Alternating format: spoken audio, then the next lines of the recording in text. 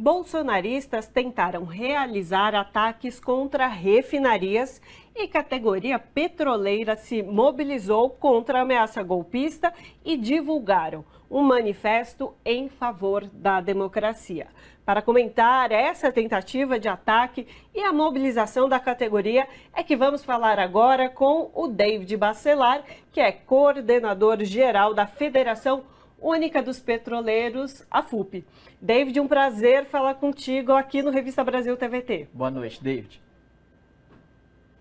Olá, Ana. Olá, Kaique. Boa noite. Boa noite a todas e todos que estão aqui conosco, acompanhando a TVT. David, então vou começar a falar dessa situação, né, deste fato.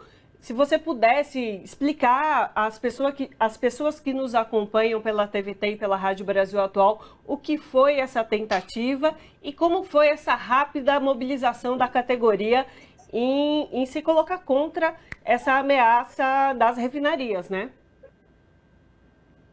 Bem, Ana, infelizmente nós fomos surpreendidos com aquela tentativa de golpe no domingo, onde a maioria de nós pensava que só seria aquela ação terrorista nas três casas dos três poderes da nossa República. Mas não foi apenas isso. No domingo à tarde, nós já começamos a receber uma série de informações de que esses golpistas e terroristas estavam indo em direção a refinarias da Petrobras para atacar esses espaços, objetivando desabastecer o mercado e sabe lá Deus o que é que eles iriam ainda fazer nas nossas refinarias. Cientes dessa informação que estava circulando já nas redes sociais, nós formalizamos essa denúncia à Gerência Executiva de Inteligência e Segurança Corporativa da Petrobras, que infelizmente ainda não está com uma nova cara, ainda não foi indicada pelo governo Lula, é aquela ainda colocada pelo Bolsonaro, esse gerente amigo do Bolsonaro. Então fizemos a provocação para que ele fizesse alguma coisa. E interessante que só veio startar um processo de maior cuidado, monitoramento das refinarias a partir da provocação que a FUP fez. Ora, a FUP, ciente dessa dificuldade, não fez só isso. Entrou em contato com o senador Jean Paul Prats, que será o próximo presidente da Petrobras, com o próprio presidente Lula, e esses, a partir de reuniões que estavam ocorrendo em Brasília, inclusive reuniões com ministros que foi a madrugada, varou a madrugada de domingo para segunda, conseguiram falar com os governadores dos estados onde essas refinarias estão, e somente aí a Polícia Militar, as Forças de Segurança Pública atuaram para expulsar esses bolsonaristas da frente das nossas refinarias, como a Refap no Rio Grande do Sul, como a Revap ali em São José dos Campos, a Repar no Paraná, em Araucária, e também da Reduc, ali em Duque de Caxias, no Rio de Janeiro. Então, tivemos êxito nessa ação rápida de articulação política, que felizmente evitou um desastre muito maior, porque se eles fossem fazer aquilo que fizeram no Congresso Nacional Brasileiro, no Palácio do Planalto e também no prédio do STF, nas refinarias, nós teríamos, sem dúvida alguma, um grande desastre naquelas refinarias e nas comunidades do entorno também, infelizmente. David, essa manifestação rapidamente de vocês, né, da Federação Única dos Petroleiros, em conjunto com outras ações, né, como você falou, impede algo maior.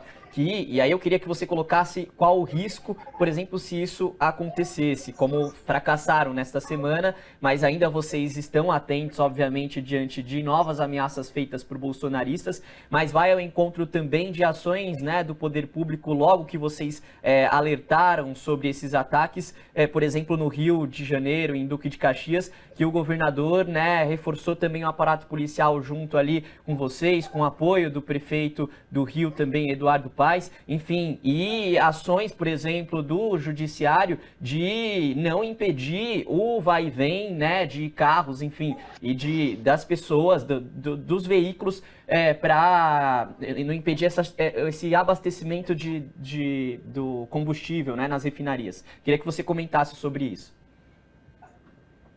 Bem, Kaique, nós sabemos que as refinarias, elas são consideradas, sempre foram, áreas de segurança nacional. devido não somente à importância para o abastecimento de todo o mercado nacional, mas também por serem unidades operacionais, industriais, que trabalham com produtos químicos, produtos inflamáveis, produtos explosivos, que podem gerar uma série de consequências, tanto como danos às pessoas, os trabalhadores e trabalhadoras, às instalações que estão ali nessas unidades, ao meio ambiente. Estamos falando de refinarias que processam 200, 300 de petróleo por dia, que geram centenas de produtos químicos. Isso poderia atingir o meio ambiente e também as comunidades do entorno. Imaginemos que um terrorista ou um grupo de terroristas como esse entrasse numa refinaria e tirasse de depredações de equipamentos sensíveis. Então, essa seria uma consequência que, óbvio, que nenhum de nós gostaríamos de ter. E, além disso, um dos objetivos centrais, quando eles foram para as refinarias e para as distribuidoras, era também de desabastecer não somente essas regiões, mas também desabastecer o mercado nacional. Porque as refinarias da Petrobras, elas têm essa característica de atuarem de forma integrada, uma compensando aquele déficit que uma determinada refinaria, até em regiões diferentes, tem. Então, esse seria o grande risco. Por isso que essa ação rápida da federação e aqui também do presidente Lula, do senador Jean Paul Prats, foram importantes. Como você bem disse, Kaique, não só o governador do estado do Rio de Janeiro, mas também o governador do Rio Grande do Sul, o governador, se colocaram explicitamente de que não iriam permitir que esses terroristas colocassem em risco a segurança dos trabalhadores e das trabalhadoras e da comunidade do entorno, e muito menos que desabastecessem essas regiões de combustíveis para a população brasileira. E, David, você está falando aí das dos diversos poderes políticos que tomaram atitudes, estão se posicionando, mas mais importante também é falar da mobilização da categoria petroleira, que está referendando o manifesto que a FUP está distribuindo, está divulgando sobre esses ataques e sobre o repúdio a esses ataques golpistas, não só no domingo, mas como você disse, as refinarias e aquelas supostas, né, a gente não tem grandes informações ainda sobre as torres de energia também, né, que foi um caso ainda que está sem explicação, mas a gente tenta aí sempre mensurar o quanto disso pode ser também um ataque golpista. E aí eu queria que você pudesse falar dessa importância e como tem sido rodar a categoria e falar com os petroleiros na base, ali no chão do trabalho, no chão, não é de fábrica, né, mas com o pessoal mesmo da base, referente a esse assunto. Bem, Ana, como você lembrou, esses terroristas, eles continuam tentando, né? Você lembrou bem aí, foram 3 torres, né, de transmissão de energia elétrica, 2 ali em Roraima e uma perto de Itaipu, no Paraná, que poderiam ter causado desabastecimento de energia elétrica, o fornecimento de energia elétrica para essas regiões, e quem sabe um apagão no Brasil, se eles acertassem a mão nas torres de transmissão. São terroristas. Nós continuamos o monitoramento, Ana e Kaique, nas áreas da Petrobras, a partir de trabalhadores da inteligência e segurança corporativa, e mesmo com toda essa ação nas refinarias, e justamente por conta delas, o que é que os terroristas começaram a fazer? Começaram a ir a terminais terrestres da Transpetro, por onde passam os produtos da Petrobras. Foram a um terminal em Alagoas, onde tentaram invadir esse terminal na terça-feira, foram a 2 terminais, na verdade, no Rio Grande do Sul, hoje, de tentaram invadir, outro no Espírito Santo, então ainda estão tentando. Felizmente, devido a essas ações, a inteligência da Petrobras, são trabalhadores concursados da Petrobras, tem conseguido antecipar os passos com a força policial, com a força de segurança pública. Mas, como você me disse, além de tudo isso, a categoria petroleira também está se mobilizando. Na própria segunda-feira de manhã, nós fomos em todos esses locais de trabalho, em todas essas unidades, com dirigentes dos nossos sindicatos, para garantir ao trabalhador e trabalhadora essa segurança, essa tranquilidade. Porque domingo, Ana e Kaique, choveram ligações, mensagens, que as pessoas estavam preocupadas sobre o que fazer, se iriam trabalhar ou não, se iriam pegar o transporte ou não.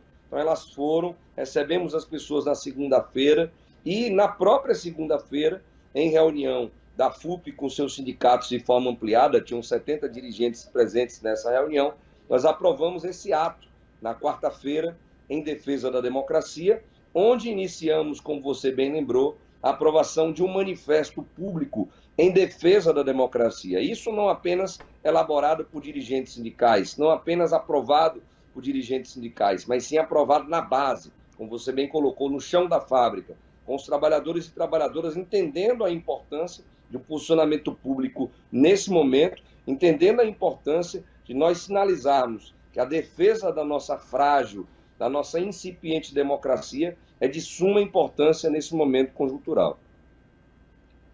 David, junto ao movimento imediato da FUP, outros movimentos sociais também se mobilizaram rapidamente e reforça, né, o quão a sociedade não está de acordo, obviamente, com esses atos criminosos que aconteceram em Brasília e outros que podem, né, outros que estão ameaçando aí de acontecer em outros lugares do país.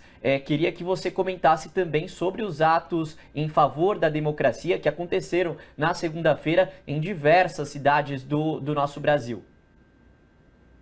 Bem, Kaique, assim como nós, na FUP, ficamos preocupados com as ações desses terroristas nas nossas refinarias, felizmente, as centrais sindicais, os movimentos sociais, os partidos de esquerda tiveram uma reunião ampla no próprio domingo, reunião essa que terminou mais de 9 horas da noite, e nessa reunião do domingo, imediatamente após a tentativa de golpe de Estado, as frentes Brasil Popular, Povo Sem Medo, Fórum das Centrais Sindicais, aprovaram a realização de um ato nacional em todas as capitais do país, em outras grandes cidades também no interior dos nossos estados. E, felizmente, na segunda-feira, a partir de meio-dia até a noite, principalmente no final da tarde, à noitinha, nós tivemos atos sendo realizados todos grandes, como ato ali no MASP, na Paulista, em São Paulo, como o ato da Cinelândia, no Rio de Janeiro, o ato do Campo Grande até a Praça Castro Alves, em Salvador, e outros atos que foram realizados. Isso demonstra que a classe trabalhadora, a sociedade brasileira, ela não irá concordar com qualquer tentativa de golpe de Estado. Não somente esses atos que foram realizados demonstraram isso. Temos pesquisas, 2 que já foram feitas, demonstrando que a esmagadora maioria da população é contrária ao que foi feito ali em Brasília e o que esses golpistas e terroristas ainda continuam fazendo no nosso país. Assim como iniciou o mandato do presidente Lula com um gigantesco ato popular que foi a sua cerimônia de posse, com mais de 200 mil pessoas, todo o seu governo será suportado pelas forças populares. Todo o seu governo terá essa sustentação dos movimentos sociais, do movimento sindical, da sociedade civil organizada e daquelas pessoas que são democratas, que defendem o Estado Democrático de Direito e que estão, sim, do lado desse governo de ampla coalizão contra o fascismo, contra aqueles e aquelas que estão tentando sangrar e ferir a nossa democracia. E aproveitando, falando dessa mobilização popular, David, a intenção das frentes, como você mencionou, Frente Brasil Popular, Povo Sem Medo, diversas outras entidades sindicais, é manter uma atuação perene agora, né? Uma atuação contínua de resistência. Queria que você falasse também da importância da sociedade civil se integrar a essa luta de resistência agora contínua. Bem, Ana, Kaique, vocês com certeza vão se lembrar da importância dos comitês populares de luta durante toda a campanha do presidente Luiz Inácio Lula da Silva. Esses comitês populares de luta, eles vêm sendo organizados há tempo, não somente na campanha. A gente lembra que durante toda a pandemia, os movimentos sociais, o movimento sindical, fez um movimento de retorno às bases ou de reaproximação, ou de maior aproximação com as bases populares. E tivemos durante todo esse período da pandemia, principalmente na campanha, de uma aproximação muito ímpar, muito singular. Então, sindicatos, movimentos sociais identificaram lideranças comunitárias, grandes populações que têm iniciativas locais, periféricas, que nem tinham essa visibilidade toda. E conseguimos ali organizar, assim, as pessoas nos comitês populares. Tanto que os comitês populares de luta ajudaram na vitória do presidente Lula. E agora esses comitês populares de luta que foram organizados, que estão aí em todos os sistemas da CUT, todos os sistemas da Frente Brasil Popular, da Frente Povo Sem Medo, precisam agora ser transformados em comitês populares de luta e de resistência para sustentar esse governo.